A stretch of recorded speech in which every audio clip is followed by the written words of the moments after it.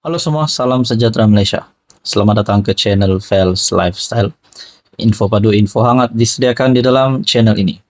Saudara-saudara yang amat dihormati, hari ini berkaitan dengan parti muda dan juga berkaitan dengan isteri Tun Daim Zainuddin.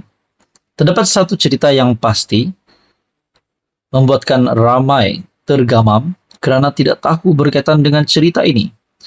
Nah, satu pendedahan daripada Facebook page Prajurit Bangsa, kalau ini benar sudah pasti kejutan kepada muda dan juga isteri Tun Daim Zainuddin.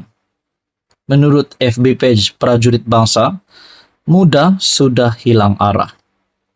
Selepas Presiden muda didapati bersalah atas 4 pertuduhan, bersubahat melakukan pecah amanah, salah guna harta dan pengubahan wang haram, pengikutnya semakin hilang arah.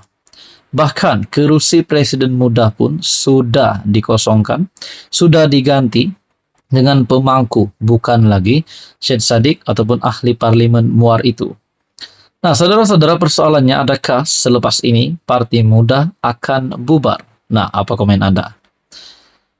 Perkongsian daripada Facebook page Prajurit Bangsa. Yang kedua pula, mana tidak hilang arah, dulu Presiden muda yang beria-ia nak menentang segala kebobrokan yang ada dalam politik. Tapi akhirnya Presiden sendiri yang buat hal. Yang ketiga, pilihan yang ada untuk pengikutnya adalah keluar parti. Sebab itu tidak heran jika baru-baru ini ramai ahli muda mengundurkan diri daripada parti. Yang keempat, dulu janji nak menyumbang ke arah politik yang stabil. Tapi hujung-hujung tarik sokongan daripada kerajaan perpaduan, di mana iltizam mahu menyumbang politik ke arah yang stabil, tidak ada menurut Facebook page Prajurit Bangsa. Yang kelima, sudah banyak sebenarnya prinsip yang dilanggar oleh muda. Dulu awal penubuhan muda, apa misinya? Yang keenam, kononnya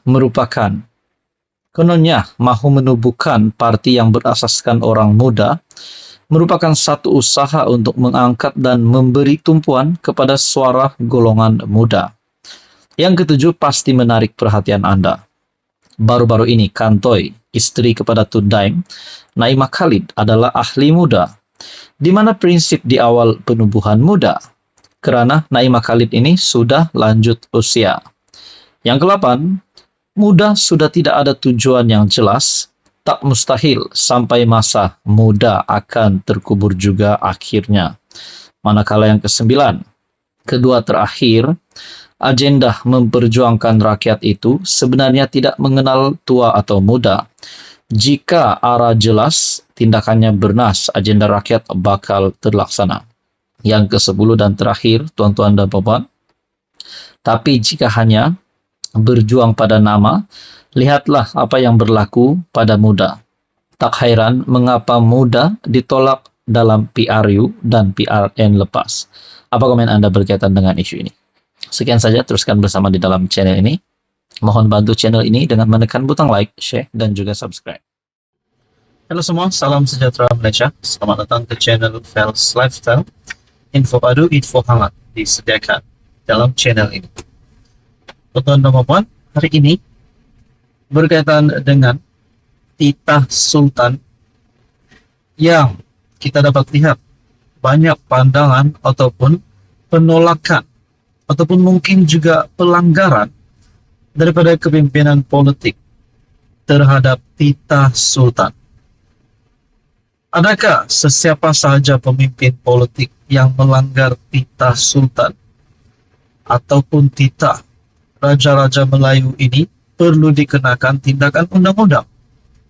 Nah, kita mengambil contoh seperti yang dikongsikan di dalam perkongsian aplikasi X, Bulletin RMS, dengan berkongsikan gambar pada tarikh 15 Februari 2024, Sultan Selangor tegur label Black Friday, keputusan Mahkamah Persekutuan. Manakala gambar di bawah pula kepimpinan besar PAS iaitu Taqiyuddin Hasan, Setiausaha Agung PAS, dalam kenyataan pada 18 Februari 2024. Taqiyuddin pertahan kenyataan label Black Friday. Nah, kita dapat lihat dua gambar ini. Yang pertama, Sultan Selangor tegur label Black Friday, keputusan Mahkamah Persekutuan, dan juga gambar di bawah Taqiyuddin Hasan bertahan kenyataan label Black Friday. Nah, di dalam caption, di dalam perkongsian melalui entry X Buletin RMS, banyak kali dah pemimpin PAS tak hormati titah Sultan, tapi tiada tindakan. Seolah ada puaka dalam agensi penguatkuasaan yang melindungi mereka. Harap PDRM di bawah kepimpinan Madani bertindak tegas terhadap mana-mana pihak yang mencabar institusi Raja Melayu. Nah, yang kita menjadikan persoalan utama di sini, adakah selepas Taqiyuddin Hasan yang kita dapat lihat berdegil berkaitan dengan isu Black Friday, isu keputusan kes Nick Elin, adakah beliau seolah-olah menderhaka terhadap Sultan Selangor yang menegur label Black Friday, keputusan Mahkamah Persekutuan? Menurut Sultan Selangor, ada juga ulasan berdasarkan kepada polemik kepentingan pihak-pihak tertentu, sehingga menimbulkan pelbagai kekeliruan kepada umat Islam di negara ini. Sultan Selangor.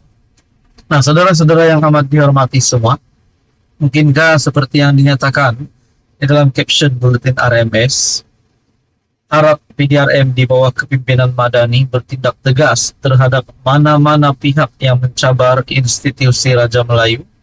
Adakah di sini Taqiyuddin Hasan berisiko untuk dikenakan tindakan undang-undang sehingga mampu disaman ataupun ditangkap?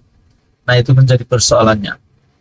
Di dalam perkongsian daripada artikel Malaysia Kini pada 18 Februari, Taqiyuddin pertahan kenyataan Jumaat yang hitam. Setiausaha Agung PAS mempertahankan kenyataan Jumaat yang hitam dibuatnya sebaik selepas Mahkamah Persekutuan membatalkan 16 peruntukan dalam enakmen jenayah syariah Kelantan pada 9 Februari. Menurut Taqiyuddin, itu merupakan respon biasa yang dibuatnya selaku peguam apabila ada kes yang tidak berpihak kepadanya. Bila saya kalah kes, saya kata ini Isnin yang hitam atau Selasa yang hitam. Ya, hari yang hitam untuk anak buam saya, katanya dalam nada bergurau ketika sesi dialog antara pemimpin PAS dengan media berbahasa Cina di KL. Itu hari yang hitam untuk kami kerana undang-undang kami di Kelantan diisytihar tidak sah dan tidak berperlembagaan. Jadi apa yang saya boleh kata lagi? Jadi jika saya kata nothing lah, itu bukan respon yang saya orang berfikiran munasabah katanya. Dia berkata demikian ketika menjawab soalan berkenaan pendirian terkini terhadap keputusan Mahkamah Persekutuan selepas Sultan Selangor, Sultan Sharafuddin Idris Shah bertitah agar semua pihak bertenang dan menerima keputusan itu. Nah, saudara-saudara, apa komentar Anda berkaitan dengan isu ini? Sekian saja, teruskan bersama di dalam channel ini. Untuk info yang seterusnya, jangan lupa tekan butang like, share, dan juga subscribe.